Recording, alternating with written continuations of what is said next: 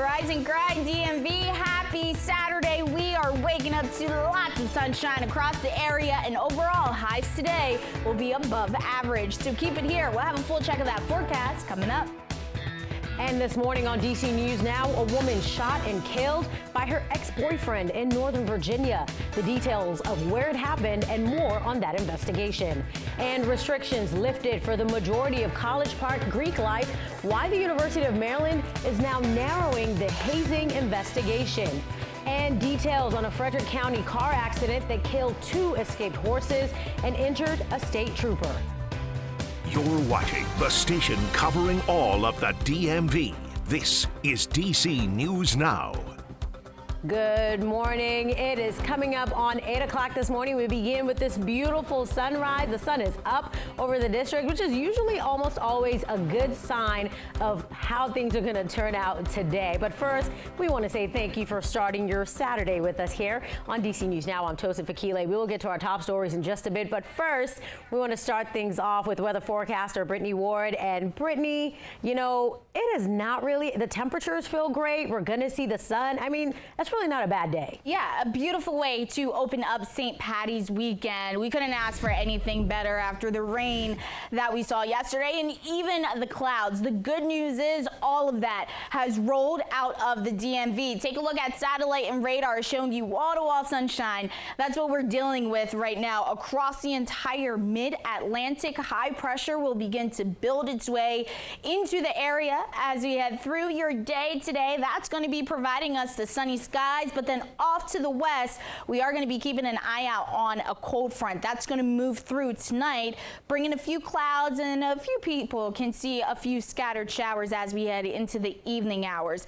Now, temperature-wise, not looking too bad right now. Still holding on to the 40s across much of the area. 48 currently in the nation's capital. 46 as you head over there to Lexington Park. Tad bit cooler, though, in the mountain counties. Your temperatures are really struggling to get out of the 30s. But everybody will be sitting in the 60s by this afternoon. And it looks like we're holding on to the 60s as we end out the weekend, but bringing in the spring season on a cooler note with highs struggling to get out of the 40s. So keep it here. We'll break down that forecast for you and what to expect coming up in just a bit.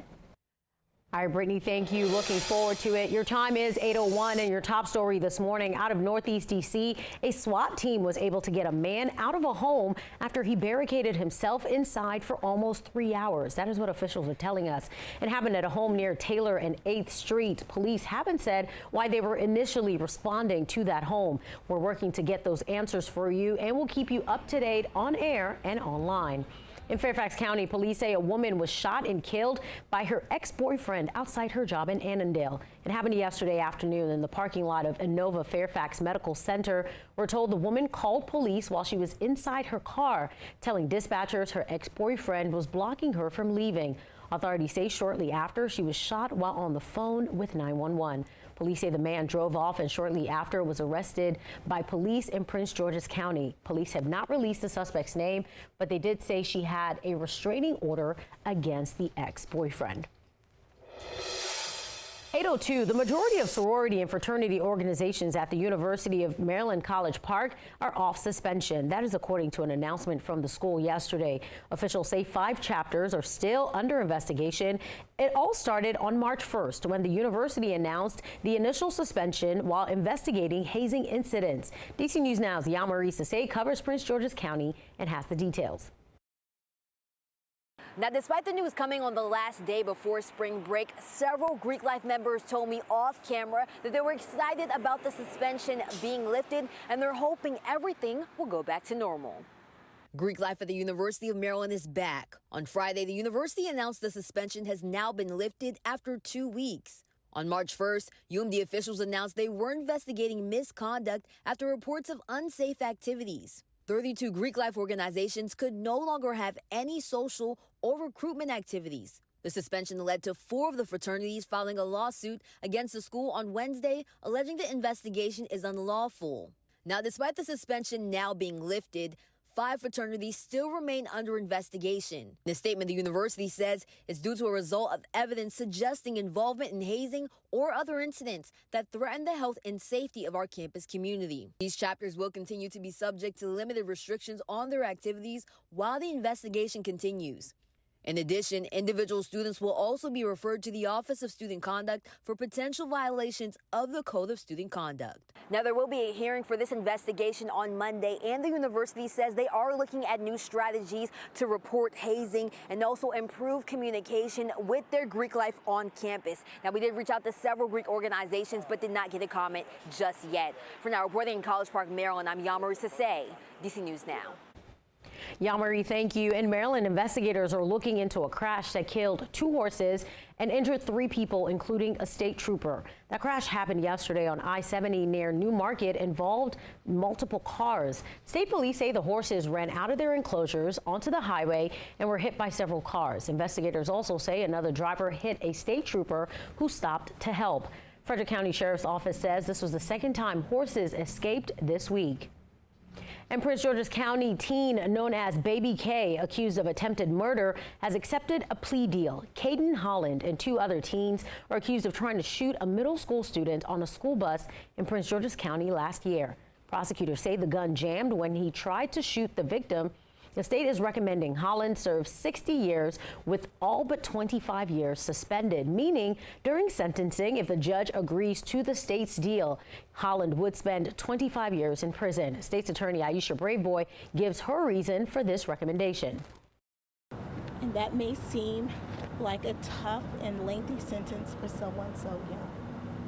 But the consequences, the result of what could have been had that gun fired, would have been permanent. No one was injured during the attempted shooting. Holland is scheduled to be sentenced in May. And Holland's plea deal brings relief to the victim's family. The victim's mother tells DC News Now her son's attack traumatized her. She asked not to be identified when we spoke with her. When it initially happened, it tore me to pieces. I have to seek therapy and counseling. I had to get away. It would never be enough due to the trauma that he caused. But will I accept that? Will that help me sleep at night? Yes. That mother also tells DC News Now she and her child have moved away and are doing better now. Your time is 8:06, and affordable housing is top of mind for Americans everywhere, including Virginia. Fair housing advocates met at the state capitol yesterday in Virginia. They're calling on Governor Glenn Youngkin to sign bills they say would make housing more affordable and improve tenants' rights. One bill would allow localities to sue landlords if they don't fix problems like rodent infestations or lack of heat or electricity. We have heard too many stories of tenants suffering with broken plumbing and appliances, faulty wiring, water damage, unresponsive property managers, and rapid evictions. Now, Governor Youngkin hasn't indicated whether he will sign these bills, but a spokesperson for the governor says the governor is closely reviewing all legislation that reaches his desk. In the district, Mayor Muriel Bowser is working to transform offices into apartments. It's all part of a new downtown housing program. The city will offer tax relief for downtown developers who convert their spaces into housing units. The future L Apartments is leading the charge. The building used to house the Peace Corps headquarters. Now that building is set to open as an apartment building with 160 units this summer. We are 87% commercial uses in the downtown compared to 13% residential uses. So getting to a better mix of residential to commercial will make for a more vibrant neighborhood. Bowser says her goal is to get 15,000 more people to move downtown by 2028. And selling your home, it could soon get cheaper. One of the nation's most powerful real estate groups has agreed to get rid of policies that homeowners say unfairly rips off buyers and sellers. The settlement between homeowners and the National Association of Realtors involves cutting commissions and paying $418 million in damages. This settlement could shake up the housing market, but the full implications are not yet clear. Right now, if you sell your home, you agree on a commission with your seller's agent. Here's what could happen going forward. There's likely to be a lot more direct client and consumer negotiation with their brokers and with their agents. So a lot more maybe customizing of the fees and services that happen in particular transactions. The National Association of Realtors says they did nothing wrong. They say they settled the case because continuing to fight in court would have hurt its agents more. This morning, thousands of runners will lace up shoes for the Rock and Roll Half Marathon and 5K. The race route starts at the U.S. Capitol and loops around NOMA and Mount Vernon Triangle. Now, there are a ton of road closures, some of them already in place. You can check our website, dcnewsnow.com, for a full list of those road closures. Just type marathon in the search box. That race kicks off at 8 a.m.